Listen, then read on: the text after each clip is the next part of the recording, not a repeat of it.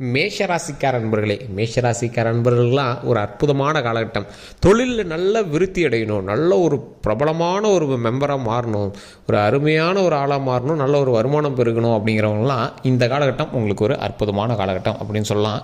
அதற்கான காரணத்தையும் நான் சொல்கிறேன், கேட்டுக்கோங்க. பூர்வ புண்ணியஸ்தானத்தில் ஞான மோட்சக்காரனான சஞ்சரிக்கக்கூடிய லாப சதிபதி சனி லாபஸ்தானத்தில் இருக்கிறதுனால உங்களுக்கு மிகப்பெரிய யோகம் உண்டாக போகுது. யோகக்காரனான ராகு லாபஸ்தானத்தில் சஞ்சரிக்கிறதால வருமானம் ரொம்பவே அதிகமாகும். நீண்ட நாள் கனவு, உங்களோட ரொம்ப நீண்ட நாள் கனவுலாம் இருக்கும் பார்த்தீங்களா? ஸோ உங்களோட ரொம்ப நாள் நீண்ட கனவுகள் நிறைவேறக்கூடிய ஒரு காலகட்டம். எல்லாருக்குமே அது பெரிய கனவாக இருக்கலாம், சின்ன கனவாக இருக்கலாம், வீடு வாங்கணும்னு நினைக்கலாம், லேண்ட் வாங்கணும்னு நினைக்கலாம், கார் வாங்கணும்னு நினைக்கலாம், இந்த மாதிரி நிறைய காரணங்கள் இருக்கலாம். ஸோ அவங்களாம் வந்து பார்த்திங்கன்னா இந்த காலகட்டம் ஒரு அற்புதமான காலகட்டம். இதில் என்னது, பரணி, கார்த்திகை இந்த மாதிரி நட்சத்திரங்கள் வருது. ஸோ ஒவ்வொரு நட்சத்திரத்திற்கும் இதற்கு எப்படி இருக்க போகுது, அதற்கான பலன்கள் உங்களுக்கு என்ன கிடைக்க போகுது அப்படிங்கிறது நம்ம தெளிவாக நான் சொல்ல போகிறேன். ஸோ இதுக்கான அதிர்ஷ்டமான நாள் உங்களுக்கு எது அப்படிங்கிறது நான் சொல்கிறேன். வரக்கூடிய நாட்களில் இந்த பிப்ரவரியில் உங்களுக்கு எதெல்லாம் வந்து ஆப்டாக பொருந்த போது, எந்த நாளை நீங்கள் மிஸ் பண்ணக்கூடாது, எந்த நாளில் நீங்கள் ஜாக்கிரதையாக இருக்கணும் அப்படிங்கிறது நான் தெளிவாக சொல்கிறேன். ஸோ ஃபஸ்ட்டு, இந்த ராசிக்காரர்கள் தொழில் ஸ்தானத்தில் ஆரம்பிக்கும் போதே நீங்கள் வந்து திருச்செந்தூர் முருகர் வழிபாடு உங்களுக்கு கண்டிப்பாக தேவை. அதுவும் பரணி நட்சத்திரக்காரர்களாக இருக்கீங்க, இந்த வீடியோ பார்த்துருக்கீங்க, பரணி நட்சத்திரமாக இருக்கீங்க அப்படின்னா கண்டிப்பாக திருச்செந்தூர் முருகனுடைய வழிபாடு உங்களுக்கு கட்டாயம் தேவை. அதே போல் கார்த்திகை நட்சத்திரக்காரராக இருக்கீங்க அப்படின்னா சங்கர நாராயணன் அப்படிங்கக்கூடிய திருமாலினுடைய ஒரு அவதாரம், அதை நீங்கள் வழிபட்டீங்க அப்படின்னா சங்கடங்கள்லாம் கொஞ்சம் விலகும், ஓரளவு கொஞ்சம் பரவாயில்லையாக இருக்கும் கார்த்திகை நட்சத்திரக்காரர்களுக்கு. இதில் சந்திராஷ்டம நாள் அப்படின்னு பார்த்தீங்கன்னா இந்த பரணி நட்சத்திரக்காரர்களுக்கு பிப்ரவரி 11. ஸோ அந்த இடத்துல நீங்கள் சில முக்கியமான காரியங்கள் நீங்கள் ஏதாவது செய்கிறீங்க அப்படின்னா அந்த இடத்துல இருந்து தவிர்த்துக்கிறது ரொம்ப நல்லது. கார்த்திகை 1ஆம் பாதத்தில் இருக்கக்கூடிய கார்த்திகை நட்சத்திரக்காரர்கள் மேஷ ராசியில் பிறந்தவர்கள், நீங்கள் வந்து ஜாக்கிரதையாக பார்த்தணும் அப்படின்னா சந்திராஷ்டமம் வந்து உங்களுக்கு பிப்ரவரி 12. அந்த நாட்களில் நீங்கள் ரொம்ப ரொம்ப கவனமாகவே இருந்தே ஆகணும் அப்படிங்கிற ஒரு காலகட்டம். அதே போல் அதிர்ஷ்டமான நாள் அப்படின்னு பார்க்கும்போது பிப்ரவரி 1, 9, 10 இது வந்து உங்களுக்கு ரொம்பவே அதிர்ஷ்டமான நாள். பிப்ரவரி 1 முடிஞ்சாச்சு, தைப்பூசத்துலேயே முடிஞ்சு. அடுத்து 9, 10. ஸோ இந்த நாட்கள் நீங்கள் தவறுவிடாமல் பண்ணிங்க அப்படின்னா உங்களுக்கு மிகப்பெரிய ஒரு நன்மையாக வந்திருக்கிறதுக்கான வாய்ப்புகள் ரொம்பவே அதிகங்க.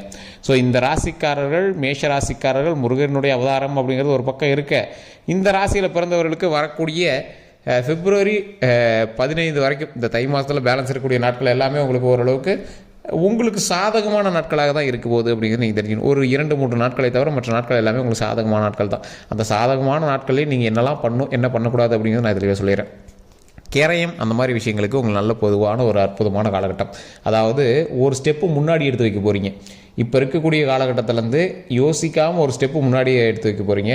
அந்த முன்னாடி எடுத்து வைக்கிறது நீங்களாக எடுத்து வைக்கணும்னு அவசியம் இல்லை. பின்னாடி இருந்து கூட்டம் தள்ளும். ஒரு கூட்டத்துக்குள்ளே இருக்கீங்க, அடுத்த ஸ்டெப்புக்கு போனால் பரவாயில்ல, சாமி தரிசனத்துக்கு வெயிட் பண்ணுற மாதிரி தான் இது. அந்த சாமி தரிசனத்துக்கு உள்ளே போகும்போது பின்னாடி இருக்கிற எல்லாருமே உங்களை தள்ளி தள்ளி முன்னாடி கொண்டு போய் நிறுத்துவான். அந்த மாதிரி இதில் ஒன்று நான் தெளிவாக சொல்லணும், இந்த மேஷராசிக்காரர்களை பொறுத்த வரைக்கும் இப்போ நீங்கள் எடுத்து வைக்கிற ஸ்டெப்பு வருங்காலத்தில் நீங்கள் எடுத்து வைக்கக்கூடிய மிகப்பெரிய படிக்கட்டினுடைய முதல் ஸ்டெப்பு அப்படின்னு தான் சொல்லணும். ஸோ இதில் ஒரு அற்புதமான காலகட்டங்க. இந்த ராசியில் பிறந்தவர்கள் எப்பேற்பட்ட ஆள் அப்படின்னா சாப விமோச்சனம் பெறக்கூடிய அளவுக்கு ஒரு ஆள். இந்த ராசி மேஷராசி, சாப விமோச்சனம். முன் ஜென்மத்தில் நீங்கள் எப்படி இருந்தீங்களோ அதில் நீங்கள் செய்த கர்மாக்களினுடைய வெளிப்பாடுகள் இருக்குது அப்படின்னா உங்களுடைய முன்னோர்கள் சாபத்தை எல்லாத்தையுமே கிளியர் பண்ணி வரக்கூடிய ஒரு அற்புதமான காலகட்டம்.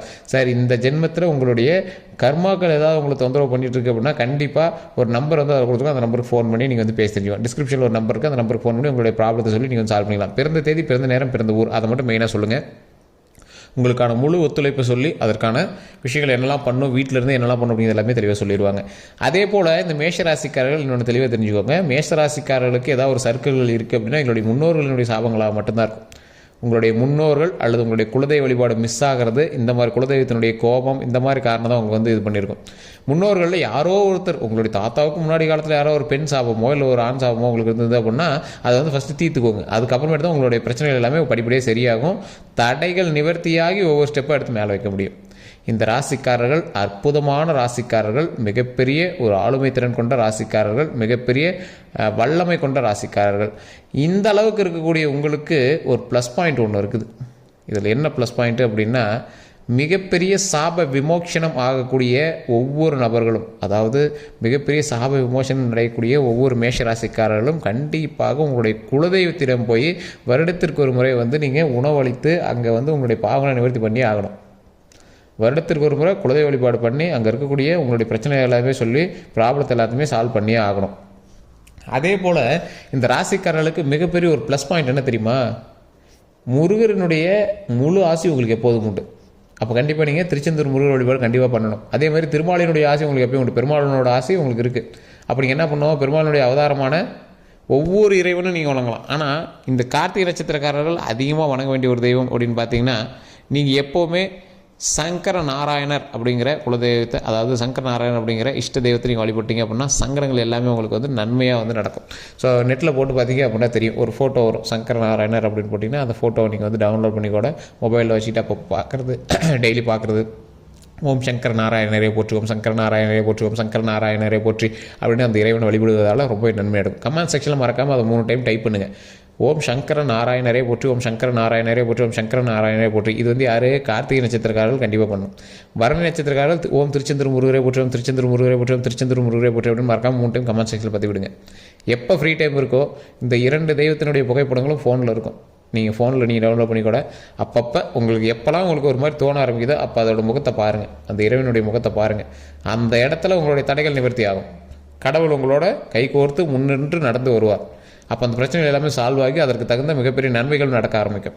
ஸோ தொழிலில் முன்னேற்றம் நடக்க ஆரம்பிக்கும், கல்வியில் மிகப்பெரிய முன்னேற்றம் நடக்க ஆரம்பிக்கும். ஒரு 18 வயதுக்கு உட்பட்டவர்களாம் நீங்கள் கல்வி சம்மந்தப்பட்டமான விஷயத்தில் சின்ன சின்ன சர்க்கிள்களை சந்திக்கிறீங்க அப்படின்னா கொஞ்சம் பொறுமையாக நிதானமாக செய்தால் நன்மை உண்டு. அதே போல் இந்த மேஷராசிக்காரர்கள் வண்டி வாகனம் புதிதாக வாங்கக்கூடிய ஒரு காலகட்டம். இந்த டைமில் நீங்கள் வந்து வண்டி வாகனம் கண்டிப்பாக புதுசாக வாங்குவீங்க. ஸ்கூட்டியோ, பைக்கோ, காரோ, லாரியோ, இல்லை கமர்ஷியல் வெஹிக்கிள்ஸோ ஏதோ ஒன்று நீங்கள் வந்து வாங்குவீங்க. ஜேசிபி இந்த மாதிரி வண்டிகள்லாம் நீங்கள் வாங்குவீங்க. ஒரு வாகனங்கள் மாற்றுவீங்க. பழைய ஒரு வாகனத்தை நீங்கள் மாற்றிட்டு புது வாகனம் ஒன்று எடுக்கக்கூடிய ஒரு காலகட்டமாக வரக்கூடிய காலகட்டங்கள் அமையுது. அதே போல் இந்த ராசிக்காரர்கள், இந்த பரணி கார்த்திகை நட்சத்திர ராசிக்காரர்கள் எப்பொழுதுமே கொஞ்சம் நிதானமாக செயல்பட்டீங்க அப்படின்னா ரொம்ப நல்லது. மேஷ ராசியில் பிறந்த ஒவ்வொருவருக்கும் இந்த காலகட்டம் நல்ல ஒரு அற்புதமான காலகட்டம் தான். இருந்தாலும் நல்லதாக தானே சார் அமையுது அப்படின்னு நீங்கள் ஓவர் ஆட்டம் போட்டிங்க அப்படின்னா மாட்டிக்குவீங்க. ஸோ தொழிலில் வருமானம் வருது அப்படின்னா அதை கரெக்டாக உங்களோட மைண்டுக்குள்ளே வச்சுக்கணும். நீங்கள் வருமானத்தை வெளியே சொல்லக்கூடாது. எந்தெந்த லேண்ட் விற்கிது அப்படிங்கிறது எதையும் வெளியே சொல்லக்கூடாது.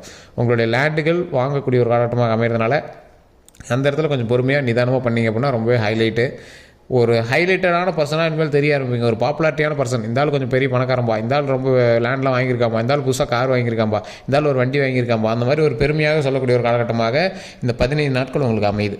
ஸோ இந்த 15 நாட்களும் உங்களுக்கு நன்மையான காலகட்டமாக தான் அமையுது. அப்படிங்கிறதுனால இறை வழிபாடு கண்டிப்பாக தேவை.